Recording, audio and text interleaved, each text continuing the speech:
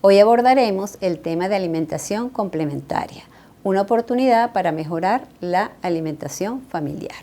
Estaremos revisando el concepto, los objetivos, las características, los métodos de administración y finalizaremos realizando unas conclusiones. Organismos internacionales como la OMS definen la alimentación complementaria como la introducción en la dieta del niño de todo aquel alimento sólido o líquido diferente a la leche materna.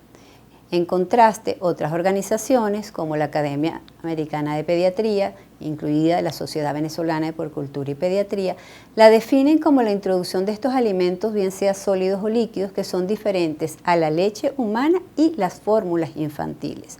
Esta introducción se hace con el objetivo de cubrir esa brecha o esa diferencia entre el aporte de energía y nutrientes que ya estos alimentos no son capaces de proporcionar. Podríamos redondear la idea diciendo que la alimentación complementaria es una etapa de la alimentación infantil que comienza justamente cuando se incorporan a la leche materna o a las fórmulas infantiles otro tipo de alimentos sólidos o líquidos, o sea, alimentos o bebidas, y que esta etapa termina cuando ese niño, ¿verdad?, se incorpora a la alimentación familiar, lo que hemos llamado la mesa familiar. La alimentación complementaria debe ser visto con una perspectiva de curso de vida. Ella se enmarca dentro de lo que se llama la estrategia de alimentación del lactante y el niño pequeño que vamos a encontrar en la etapa llamada los primeros 1000 días de vida. Conocemos la importancia de esta etapa que comienza desde el momento de la concepción y culmina a los 2 años de edad. Ahí hay evidencia científica contundente que nos señala el impacto que esta estrategia de alimentación, en la cual está el tema que hoy estamos tratando, tiene sobre crecimiento y desarrollo del niño, productividad individual, la contribución que se hace al desarrollo del capital humano y muy especialmente la prevención en enfermedades, ¿verdad?, crónicas no transmisibles a través de la programación metabólica.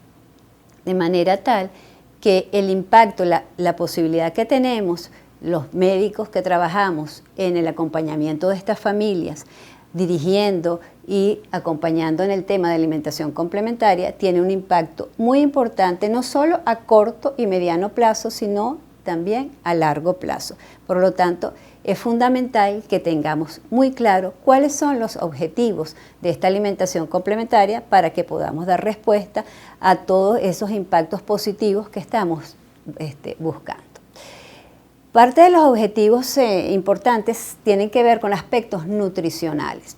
Y esto se refiere a que la alimentación complementaria debe aportar energía, nutrientes, micronutrientes, nutrientes esenciales que ya la leche materna o las fórmulas infantiles no están aportando. Aquí es muy importante cuando decimos nutrientes esenciales que tienen que ver no solamente con el crecimiento físico, sino con ese crecimiento de estructuras que son muy importantes para todo lo que es el desarrollo cognitivo de este niño. Promover el crecimiento adecuado, el desarrollo no solo, digamos, en términos de peso y talla, sino de todos los órganos, los sistemas y las estructuras que van a soportar, ¿verdad?, el sistema biológico de este individuo. Hay un aspecto fundamental en el cual la alimentación complementaria, ¿verdad?, tiene que hacer mucho énfasis, que es el desarrollo de hábitos y conductas de alimentación saludables. Esta es la etapa en la cual se establecen las bases de esos hábitos y conductas del ser humano. Entonces, ese trabajo tenemos que hacerlo, ¿verdad?, con esa mirada desde este momento.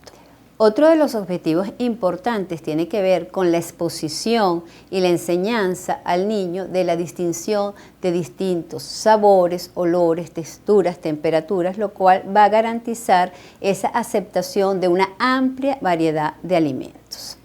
Favorecer el desarrollo psicosocial y la interrelación correcta entre padres e hijos es una gran oportunidad que tenemos en esta etapa, así como en la etapa previa de la lactancia materna. Finalmente, el último objetivo tiene que ver con esa prevención, con ese beneficio a largo plazo que nos va a brindar realizar una alimentación complementaria adecuada. En ese sentido, vamos a estar evitando la aparición de alergias, de malnutrición, es decir, tanto de desnutrición como sobrepeso u obesidad, y enfermedades del adulto tipo hipertensión, síndromes metabólicos, entre otras condiciones. Para poder cumplir todos estos objetivos, la alimentación complementaria tiene que tener ciertas características y vamos a señalar las más importantes.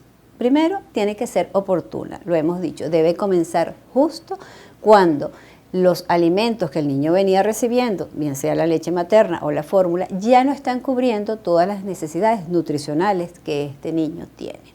Tiene que ser nutricionalmente adecuada, es decir, tiene que aportar tanto macro, micronutrientes y energía suficientes para poder satisfacer las necesidades. Recordando que en este periodo es donde la tasa de crecimiento es uno de las más altas en todo lo que es el ciclo de vida del individuo.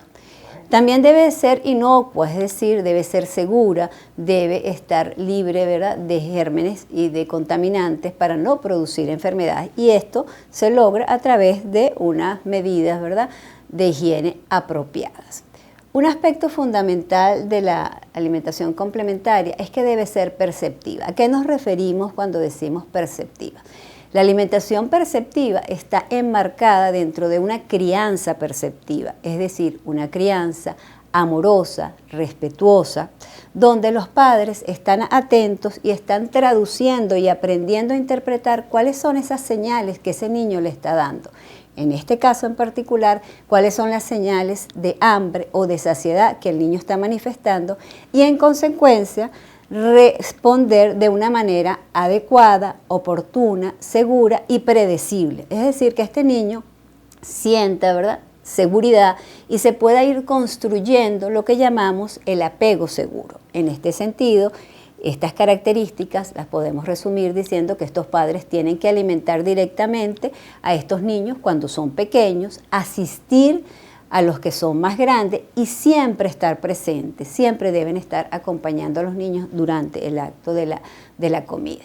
Que deben ser pacientes, alimentarlos de manera despacio y nunca forzarlos, más bien siempre estimularlos, pero no obligarlos a comer. Es un espacio que debe ser comprendido por los padres como una oportunidad de aprendizaje y de amor. Hay que minimizar la presencia de los distractores para concentrar la atención del niño en el acto de comer y en estos momentos siempre mantener contacto visual, hablar con los niñitos y sobre todo una situación que es muy frecuente ante el rechazo aparente de algún alimento, los papás tienen que insistir en la presentación de los mismos, hacer combinaciones, presentaciones diferentes y siempre estimularlos a comer. La alimentación perceptiva es, independientemente del modelo que los padres utilicen para desarrollar la alimentación complementaria, la recomendación más importante que el personal de salud tiene que hacer. Y es importante que esta información se dé de manera anticipada, que ya le vayamos hablando a estos papás sobre este estilo de alimentación antes de que llegue el momento de iniciar. Eso ha dado muy buenos resultados en términos de alimentación complementaria. Bien, ¿cuándo iniciar? ¿Cuál es el momento más oportuno de arrancar con la alimentación complementaria? Podríamos decir que hay un acuerdo en este momento de que son los 6 meses la edad en la cual debemos iniciar esta alimentación. Y eso se basa en 2 razones básicamente. Uno, aspectos nutricionales, es decir, este es el momento en que el niño necesita un alimento adicional a lo que estaba recibiendo para poder darle respuesta a las necesidades crecientes que tiene de energía y de nutrientes. Y el otro aspecto es un aspecto, digamos, biológico. Este es el momento, en la mayoría de los niños, donde ellos ya están preparados para poder manejar, recibir, procesar, metabolizar todos estos nutrientes. Entonces ahí volteamos la mirada a los aspectos gastrointestinales, renales, inmunológicos, neurológicos, Y decimos el niño ya está preparado, es un niño que tiene control de su tronco, es capaz de sentarse con o sin apoyo, es un niño que ya su sistema digestivo ha tenido unos procesos de maduración que le van a permitir manejar estos nutrientes. Aquí hay una precisión muy importante que es clave en este punto, y es que cuando decimos 6 meses nos referimos a 6 meses de edad cronológica o de edad biológica. En el caso de los niños que nacen prematuramente, tenemos que tener siempre la precaución de calcular esa edad que llamamos edad corregida o edad biológica, y es a los 6 meses de esa edad biológica donde podemos iniciar la alimentación complementaria en la mayoría de los niños nacidos pretérminos. Sin embargo, siempre es prudente individualizar en este grupo de población esta decisión. ¿Cómo lo vamos a hacer? Existen varios métodos. Tenemos por lo menos 3 métodos de los cuales vamos a hablar. Uno es el método tradicional. Es el método de alimentación con cucharita. Es el método dirigido por el cuidador. Aquí los padres elaboran preparaciones y son administradas inicialmente utilizando una cuchara directamente al bebé, de manera tal de que el niño, ¿verdad?, va recibiendo el alimento directamente de la boca, y la posibilidad de interacción y de autoalimentarse de él inicialmente es limitada, pero prontamente los padres van delegando esta función al niño, permitiéndole que tome la cucharita, que sea él mismo el que lo intente y que vaya tomando los alimentos con la mano. Este método tradicional, por supuesto, implica el uso de utensilios, pero también permitirle al niño que utilice la mano para tomar él de manera autónoma estos alimentos. Este método de alimentación es el método que actualmente en nuestro país la mayoría de las familias está utilizando. Sin embargo, hay otro método que viene creciendo mucho a nivel mundial y localmente también, que es el método llamado guiado por el niño. Aquí es el niño el que decide.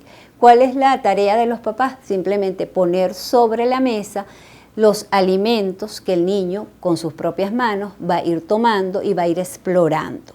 Este método es autoadministrado por el niño y se asocia en muchos estudios al hecho de que el niño tiene mayor control de su ingesta y que a futuro podría tener menos complicaciones de problemas de sobrepeso, aunque este último punto está en un debate interesante en estos momentos. No todos los estudios están de acuerdo que tiene ese efecto protector para condiciones de sobrepeso y obesidad. Aquí no se utilizan los utensilios, son las propias manos del bebé las que le permiten alimentarse, y las dos grandes preocupaciones con este método es que el niño pueda asfixiarse porque se les ponen alimentos, digamos, sólidos, en tamaños suficientes como para que él lo tome y lo vaya chupando y posteriormente pues los pueda morder, masticar y tragar.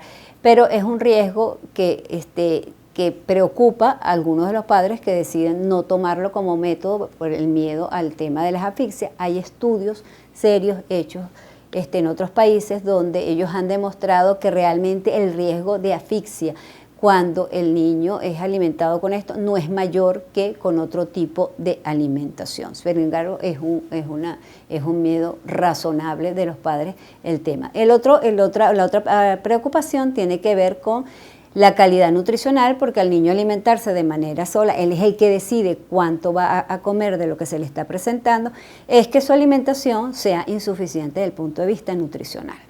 Un tercer método, que es como una modificación de este anterior, en el cual se dirigen un poco más los alimentos, se seleccionan aquellos alimentos que sean de mayor densidad calórica, de mayor aporte de nutrientes, y se trata de minimizar esa preocupación que hay sobre los aspectos nutricionales del método guiado por el niño.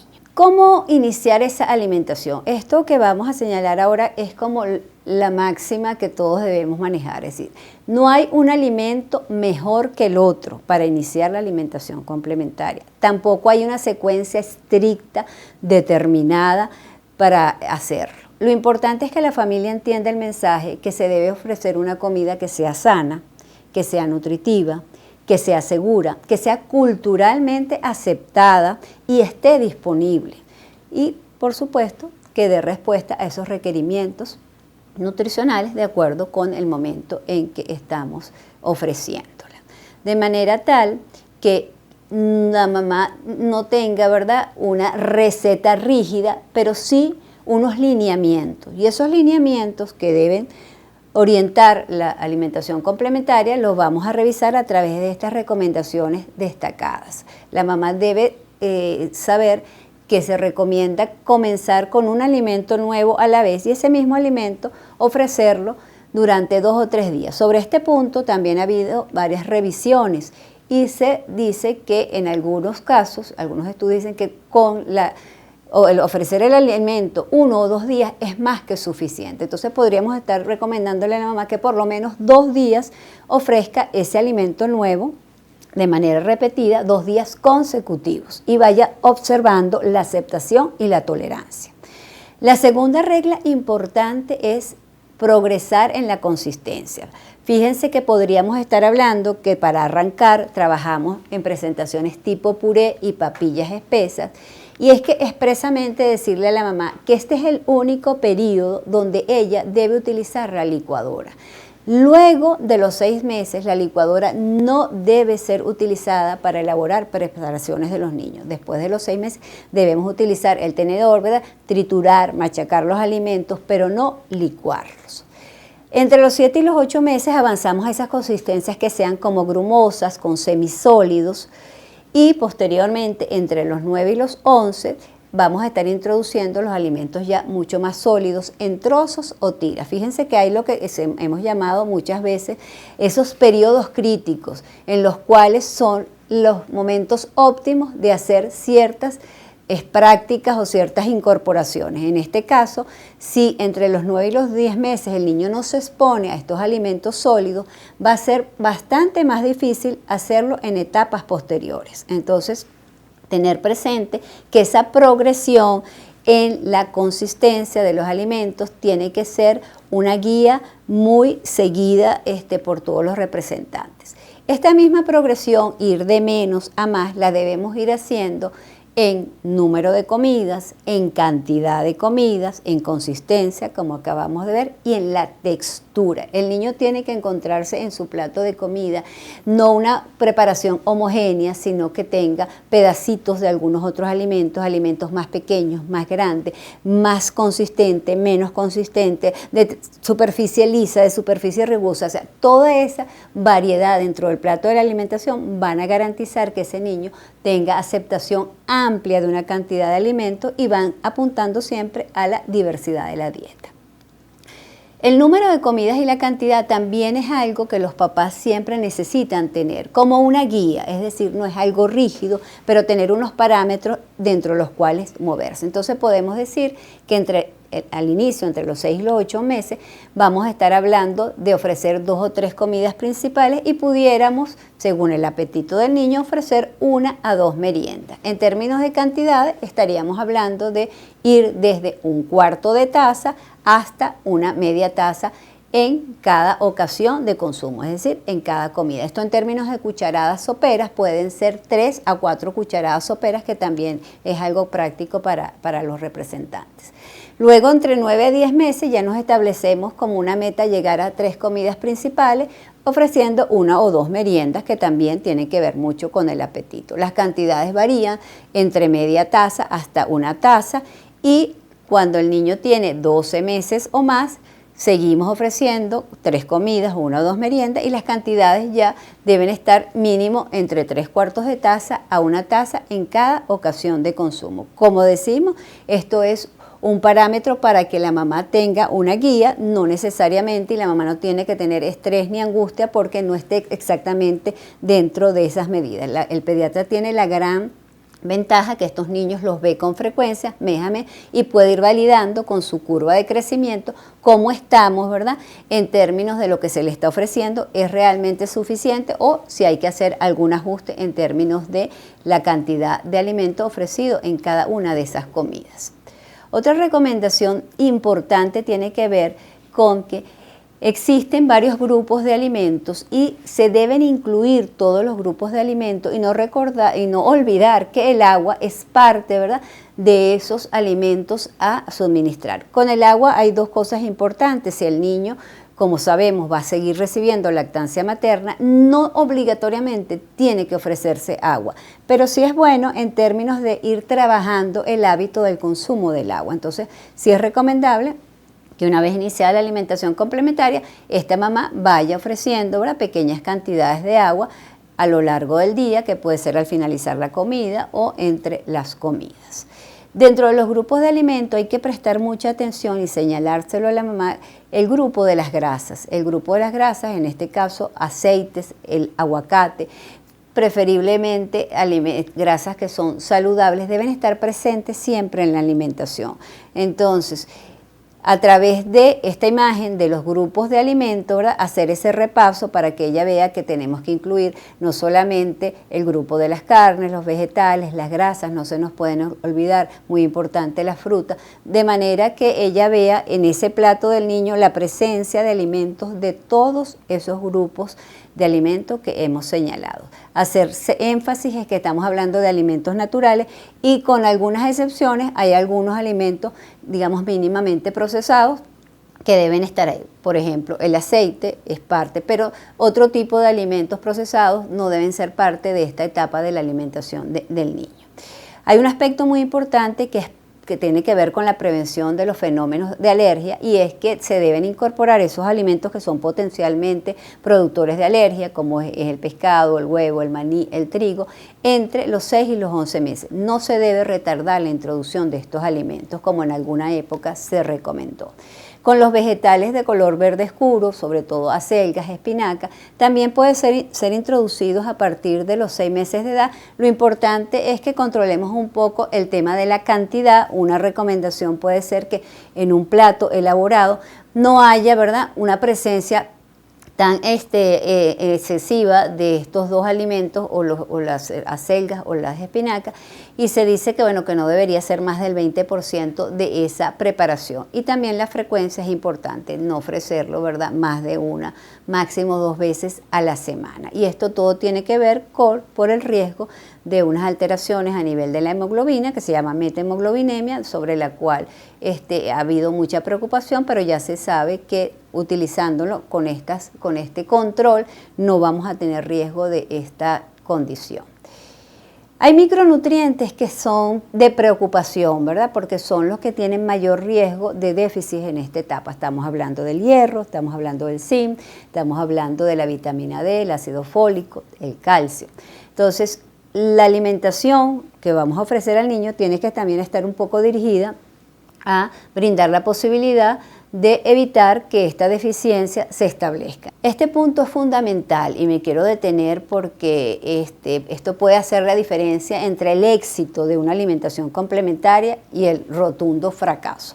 La alimentación complementaria nunca debe significar la reducción de la lactancia materna, de manera tal que durante los 6 meses y los 12 meses la lactancia materna debe seguir siendo a libre demanda, como la veníamos manejando, y se puede administrar antes o después de los alimentos complementarios. No hay diferencia en el consumo final si se ofrece la leche materna antes de ofrecer el alimento complementario o si se ofrece después. Cuando llega el año de edad, las cosas cambian. Entonces, la lactancia materna se vuelve en el complemento de la alimentación del niño, ya pierde ese rol protagónico que tenía y ella pasa a aportar un porcentaje alrededor del 30% de todo lo que él requiere. No se debe descontinuar, se debe mantener, pero ya se recomienda que no sea ofrecida antes de los alimentos complementarios, sino después. Entonces, estos conceptos son fundamentales, yo diría que son el pilar más importante de la alimentación complementaria. Si esto lo tenemos claro y lo transmitimos de esta manera a los representantes, ¿verdad?, y al equipo de salud, vamos a tener una buena garantía de que los niños, ¿verdad?, no se desnutran en el proceso de la alimentación complementaria, cosa que se ve con frecuencia. Hemos dicho que esto no es estricto, que esto no es rígido, pero sí hay unos lineamientos y dentro de esos lineamientos vamos a revisar lo que hemos llamado los no de la alimentación complementaria. Entonces tiene que quedar claro que el primer año de vida, este niñito no debería recibir en sus preparaciones sal, azúcar, miel, jugo de frutas, frutas sí, pero no en presentaciones de jugo, y tampoco leche entera de vaca. Otro no, que es no negociable, es el tema del biberón. Es decir, hay que hablarle a las mamás y decirle a los papás que la alimentación del niño, una vez que pase la lactancia materna, nunca va a ser utilizado el biberón como parte, ¿verdad?, de esos instrumentos de alimentación. Esto hay que írselo adelantando porque culturalmente nuestro país está muy apegado al uso del biberón, más bien las mamás lo ven como una meta, como que cuando ya empieza a comer, entonces ven como la posibilidad de que le van a dar un tetero al niñito, cosa que hay que irlo trabajando adelantadamente. No vamos a utilizar, no es necesario, está asociado a una cantidad de consecuencias negativas importantes. El último no son los ultraprocesados. Habíamos dicho en las listas de los alimentos, de los grupos de alimentos, que siempre estamos hablando, ¿verdad?, con puntuales excepciones, de alimentos naturales. Y ahora le agregamos algo más, natural cocinado en casa. Hay muchos estudios que ponen de relieve, ¿verdad?, lo importante que es cocinar en casa, que los niños estén ahí, que sientan los olores de la alimentación, que vean cómo toda esa dinámica de la preparación. Eso se asocia a largo plazo con una alimentación saludable del adulto. Hay dos bloques grandes que conforman el tema de la alimentación complementaria. Mucho de lo que ya hemos hablado es el alimento. ¿Cuál es el alimento? ¿Cuánto? ¿Cuándo? ¿Cómo lo combino? ¿Cómo lo preparo? Pero el otro bloque, que es tan importante como el anterior, tiene que ver con los hábitos y conductas. Ya habíamos dicho en los objetivos que uno de nuestros objetivos es establecer hábitos y conductas saludables. Y esto es así, ¿por qué? Porque todo esto pudiera estar muy dentro de la recomendación, pero si no tenemos rutinas claras, si no tenemos un ambiente armónico, amoroso, agradable para que ocurra el hecho de la comida, si este niño no tiene, ¿verdad?, unos horarios establecidos, un sitio adecuado para comer, ausencia de distractores al momento de la comida, una compañía amorosa, una compañía estimulante y no una compañía, ¿verdad?, que sea percibida de manera negativa por el niño, todos estos alimentos no van a tener ningún sentido. Entonces tiene que ser esa combinación, ¿verdad?, de qué va a comer el niño con el cómo se lo vamos a administrar. Entonces esta es la oportunidad de trabajar hábitos, no solamente para enseñárselos al niñito, sino también para revisar los hábitos de la familia. Es decir, estamos comiendo en familia, estamos comiendo viendo televisión, tenemos la tablet en la mano, todas esas cosas de las cuales seguramente ustedes, ¿verdad?, tienen muchísima información y saben que son cosas a las que hay que ponerle el ojo y dar algunas recomendaciones de manera reiterada en toda la atención del niño. Al final, ¿qué queremos? Al final queremos niños comiendo en familia, niños donde el padre y la madre ambos estén dedicados y atendiendo la situación alimentaria, ayudando a los que son más grandecitos, ¿verdad?, dándole la comida a los que son más pequeños, pero siempre permitiendo que el niño tenga un contacto directo, independientemente de su edad, con el alimento. Es decir, el niño tiene que tocar el alimento, tiene que sentirlo, el niño tiene que empatucarse con la comida, eso es saludable. Al final, una mesa familiar, ¿verdad?, que en cada ocasión de consumo sería lo ideal que ocurriera, donde estamos trabajando calidad nutricional, pero también estamos trabajando, ¿verdad?, hábitos y conductas. O sea, ese match, esa dupla, no la podemos perder de vista los que trabajamos en salud y no dedicarnos solamente a decirle que cuántas veces va a comer al día, sino cómo debe ser ese momento. Hay que buscar el espacio para trabajar estos aspectos. Para concluir,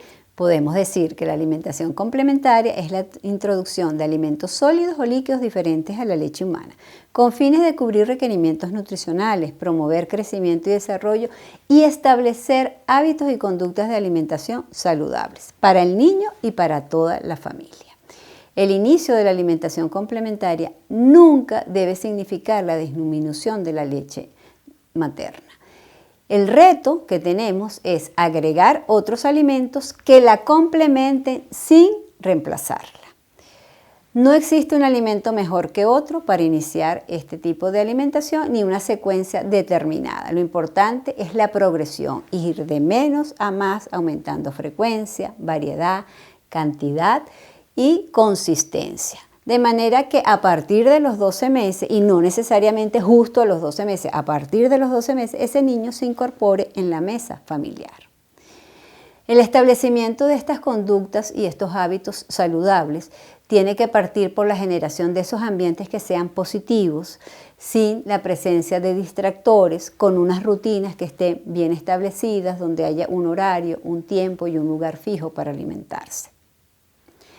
Finalmente, la alimentación complementaria debe incluir siempre prácticas adecuadas de higiene, tanto en la preparación, en la manipulación y en el momento de servir estos alimentos, haciendo énfasis en que el consumo de agua debe ser agua apta, agua potable, preferiblemente agua hervida.